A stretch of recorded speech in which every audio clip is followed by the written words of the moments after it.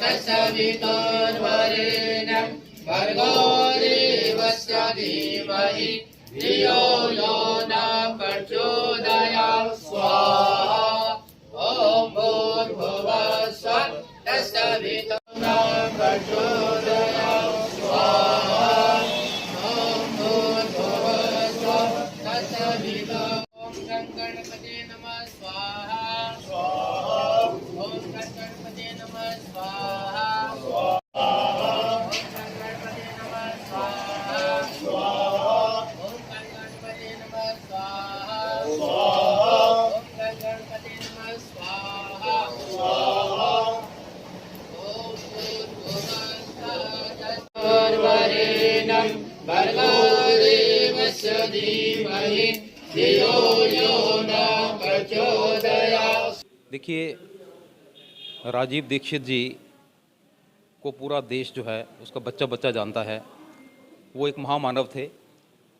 आज उनका स्मृति दिवस हम मना रहे हैं।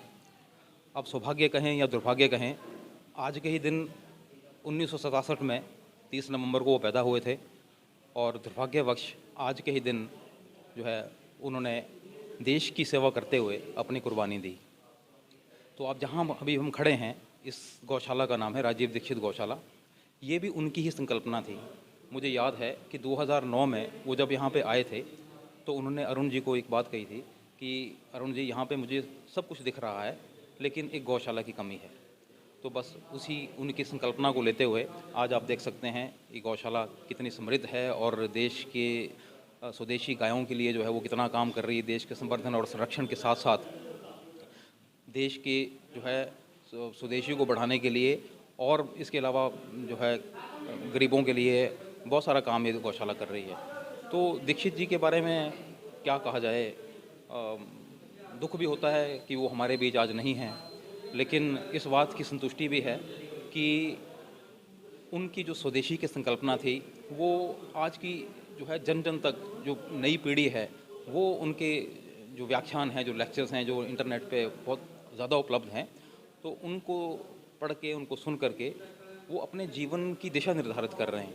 तो ये दीक्षित जी का जो है एक बहुत बड़ी योगदान है हमारे नई पीढ़ी के लिए भी, हमारे देश के लिए भी।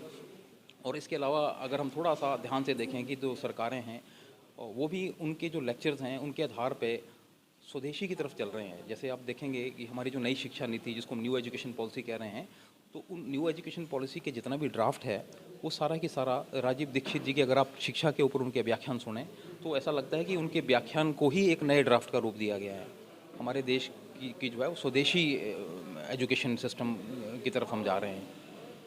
तो बस मैं इतना ही कहना चाहूँगा कि आप सभी जो हैं उनको इंटरनेट पे सुने, यूट्यूब पे सुने। आप अपने मन में कोई भी एक समस्या जो भी आपके मन में है, आप राजीव दीक्षित जी का नाम डाल करके, चाहे कोई शारीरिक प्रॉब्लम है, चाहे कोई देश की प्रॉब्लम है, नाम डाल करके उनका व्याख्यान सुने तो आपको एक बहुत अच्छी दिशा मिलेगी, बहुत अच्छी डायरेक्शन मिलेगी और जो भी आप काम करेंगे वो काम करने में आप सक्सेसफुल होंगे, सहायक होंगे।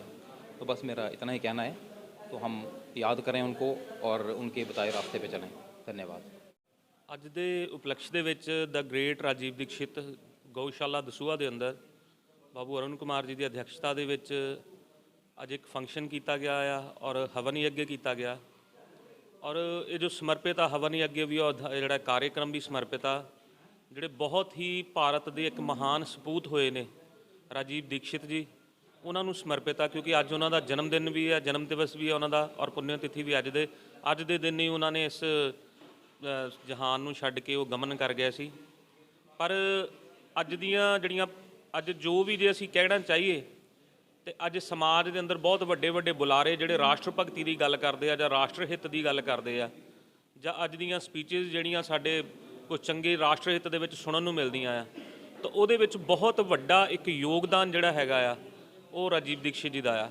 ਕਿਉਂਕਿ ਰਾਜੀਵ ਦੀਕਸ਼ਿਤ ਜੀ ਨੇ ਇੱਕ ਸੰਨਿਆਸੀ ਦੇ ਵਾਂਗ, ਇੱਕ ਰਿਸ਼ੀ ਦੇ ਵਾਂਗ, ਇੱਕ ਮਹਾਂਪੁਰਸ਼ ਦੇ ਵਾਂਗ ਆਪਣਾ ਸਭ ਕੁਝ ਤਿਆਗ ਕਰਕੇ ਇੱਕ ਐਸਾ ਸੰਘਰਸ਼ ਕੀਤਾ ਔਰ ਉਸ ਵੇਲੇ ਵਿਪਰੀਤ ਪ੍ਰਸਥਿਤੀਆਂ ਹੁੰਦੇ ਹੋਏ ਵੀ ਸੰਘਰਸ਼ ਕੀਤਾ। ਦੁਨੀਆ ਭਰ ਦੀਆਂ ਲਾਇਬ੍ਰੇਰੀਜ਼ ਤੋਂ ਵਿੱਚੋਂ ਕੱਢ ਕੇ ਡਾਟਾਜ਼ ਐਸੇ ਲੈ ਕੇ ਆਂਦੇ ਜਿਨ੍ਹਾਂ ਨੇ ਕਿ ਭਾਰਤ ਦਾ ਜਿਹੜਾ ਸਵਰਨਮਈ ਇਤਿਹਾਸ ਸੀ, ਜਿਹੜਾ ਲੁਕ ਗਿਆ ਸੀ, ਉਹਨੂੰ ਉਹਨਾਂ ਨੇ ਜਾਗਰੂਕ ਕੀਤਾ, ਉਹਨਾਂ ਨੂੰ ਲੋਕਾਂ ਦੇ ਮੂਹਰੇ ਰੱਖਿਆ। ਜੋ ਜੋ ਇਸ ਦੇਸ਼ ਦੇ ਵਿੱਚ ਆਤਤਾਈਆਂ ਨੇ ਆ ਕੇ ਜੋ ਇਸ ਦੇਸ਼ ਦੇ ਵਿੱਚ ਆ ਕੇ ਦੋਸ਼ੀਆਂ ਨੇ ਆ ਕੇ ਲੋਕਾਂ ਦੇ ਉੱਤੇ ਜ਼ੁਲਮ ਕੀਤੇ ਸੀ, ਉਹਨਾਂ ਨੇ ਉਹਨਾਂ ਚੀਜ਼ਾਂ ਨੂੰ ਜਿਹੜਾ ਛੁਪਾ ਦਿੱਤਾ ਗਿਆ ਇਤਿਹਾਸ ਸੀ। ਕਿਉਂਕਿ ਵਿਲਨ ਹੀਰੋ ਇੱਕ ਐਸੀ ਸਾਜ਼ਿਸ਼ ਹੋਈ ਸੀ ਭਾਰਤ ਦੇ ਅੰਦਰ ਕਿ ਵਿਲਨ ਹੀਰੋ ਬਣਾ ਦਿੱਤੇ ਗਏ ਸੀ ਔਰ ਹੀਰੋ ਵਿਲਨ ਬਣਾ ਦਿੱਤੇ ਗਏ ਸੀ।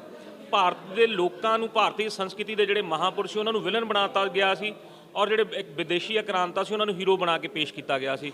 ਸੋ ਬਹੁਤ ਇੱਕ ਉਹਨਾਂ ਨੇ ਇੱਕ ਐਡਾ ਜ਼ਬਰਦਸਤ ਉਸ ਚੀਜ਼ ਨੂੰ ਰੋਲ ਨਿਭਾਇਆ ਆ, ਜਿਹੜੇ ਵੈਸੇ ਬਹੁਤ ਅਨੇਕਾਂ ਜਿਹੜੇ ਚਿਹਰੇ ਸੀ ਜਿਨ੍ਹਾਂ ਨੇ ਦੇਸ਼ ਦੇ ਹਿੱਤ ਲਈ ਕਦੀ ਕੁਝ ਨਹੀਂ ਸੀ ਕੀਤਾ, ਸਗੋਂ ਤਾਂ ਦੇਸ਼ ਨਾਲ ਗੱਦਾਰੀ ਕੀਤੀ ਸੀ, ਪਰ ਇਤਿਹਾਸ ਦੇ ਵਿੱਚ ਉਹਨਾਂ ਨੂੰ ਹੀਰੋ ਬਣਾ ਕੇ ਪੇਸ਼ ਕੀਤਾ ਗਿਆ ਸੀ। ਉਹਨਾਂ ਨੂੰ ਬੇਨਕਾਬ ਕੀਤਾ।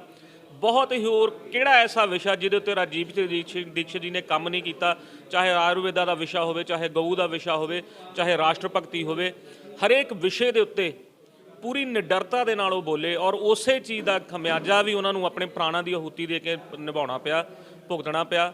ਪਰ ਫਿਰ ਵੀ ਅੱਜ ਦੇ ਦਿਨ ਅਸੀਂ ਉਸ ਇੱਕ ਰਿਸ਼ੀ ਨੂੰ, ਇੱਕ ਮਹਾਨ ਮਹਾਂਪੁਰਸ਼ ਨੂੰ ਆਪਣੀ ਸ਼ਰਧਾ ਦੇ ਫੁੱਲ ਭੇਂਟ ਕਰਦੇ ਹਾਂ ਔਰ ਈਸ਼ਵਰ ਦੇ ਚਰਨਾਂ 'ਚ ਇਹੀ ਅਰਦਾਸ ਕਰਦੇ ਹਾਂ ਕਿ ਉਹਨਾਂ ਦੀ ਆਤਮਾ ਜਿੱਥੇ ਵੀ ਹੋਵੇ ਉਹਨਾਂ ਦੇ ਚਰਨਾਂ ਦੇ ਵਿੱਚ, ਈਸ਼ਵਰ ਦੇ ਚਰਨਾਂ ਦੇ ਵਿੱਚ ਉਹਨਾਂ ਨੂੰ ਨਿਵਾਸ ਮਿਲੇ।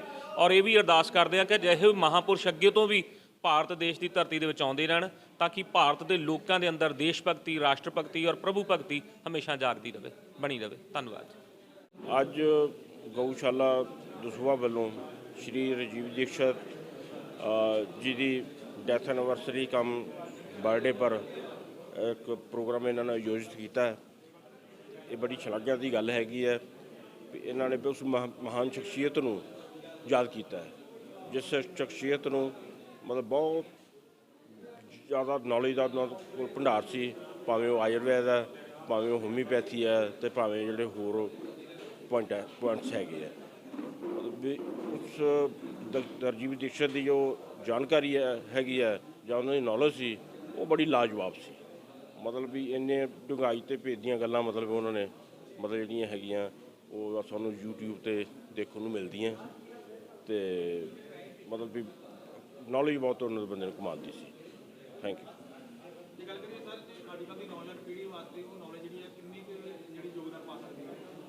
ਹਾਂ, ਬਹੁਤ ਪਾ ਸਕਦੀ ਹੈ ਯੋਗਦਾਨ। ਉਹ ਤੁਹਾਨੂੰ ਦੱਸਿਆ ਵੀ ਜਿਵੇਂ ਆਯੁਰਵੇਦ 'ਤੇ ਬੜੀ ਉਹਨਾਂ ਨੇ ਮਤਲਬ ਬੁੱਕਸ ਨੂੰ, ਪੁਰਾਣੀਆਂ ਜਿਹੜੇ ਰਿਸ਼ੀਆਂ ਦੁਆਰਾ ਲਿਖੀਆਂ ਹੋਈਆਂ ਬੁੱਕਸ ਨੂੰ ਇੰਟਰਪ੍ਰੈਟ ਕਰਕੇ ਉਹਨਾਂ ਦੀਆਂ YouTube 'ਤੇ ਜਿਹੜੀਆਂ ਹੈਗੀਆਂ ਵੀਡੀਓਜ਼ ਮੌਜੂਦ ਹੈਗੀਆਂ, ਭਾਵੇਂ ਆਯੁਰਵੇਦ ਹੈ, ਭਾਵੇਂ ਦੂਸਰਾ ਹੈ ਆਪਣੇ ਹੋਮੀਓਪੈਥੀ ਹੈ, ਅਤੇ ਅਦਰਵਾਈਜ਼ ਵੀ ਮਤਲਬ ਵੀ ਜਿਹੜੇ ਈਥਿਕਸ ਦੀਆਂ ਜਿਹੜੀਆਂ ਗੱਲਾਂ ਹੈਗੀਆਂ ਉਹ ਬਹੁਤ ਜ਼ਿਆਦਾ ਹੈਗੀਆਂ ਉੱਥੇ। ਸਤਿ ਸ਼੍ਰੀ ਅਕਾਲ ਦੋਸਤੋ, ਤੁਸੀਂ ਜਾਣਾ ਚਾਹੁੰਦੇ ਹੋ ਕੈਨੇਡਾ, ਸਹੀ ਇਮੀਗ੍ਰੇਸ਼ਨ ਦੀ ਭਾਲ ਵਿੱਚ ਹੋ, ਸੋਚ ਰਹੇ ਹੋ ਕਿ ਕਿਹੜਾ ਕਾਲਜ ਜੁਆਇਨ ਕੀਤਾ ਜਾਵੇ ਔਰ ਕਿਹੜਾ ਕੋਰਸ ਜੁਆਇਨ ਕੀਤਾ ਜਾਵੇ, ਅਸੀਂ ਤੁਹਾਡੀ ਪ੍ਰੋਪਰਲੀ ਮਦਦ ਕਰਾਂਗੇ ਵੀਜ਼ਾ ਲੈਣ ਦੇ ਵਿੱਚ। ਸੋ ਅੱਜ ਹੀ ਸਾਡੀ ਐਕਸਪਰਟ ਟੀਮ ਦੇ ਨਾਲ ਸੰਪਰਕ ਕਰੋ। ਸਕਰੀਨ ਤੇ ਦਿੱਤੇ ਹੋਏ ਨੰਬਰਾਂ ਤੇ ਤੁਸੀਂ ਸਾਨੂੰ ਕਾਲ ਕਰ ਸਕਦੇ ਹੋ। E planet IELTS and immigration Dasuya ਦੇ ਵਿੱਚ ਵਿਜ਼ਿਟ ਕਰ ਸਕਦੇ ਹੋ।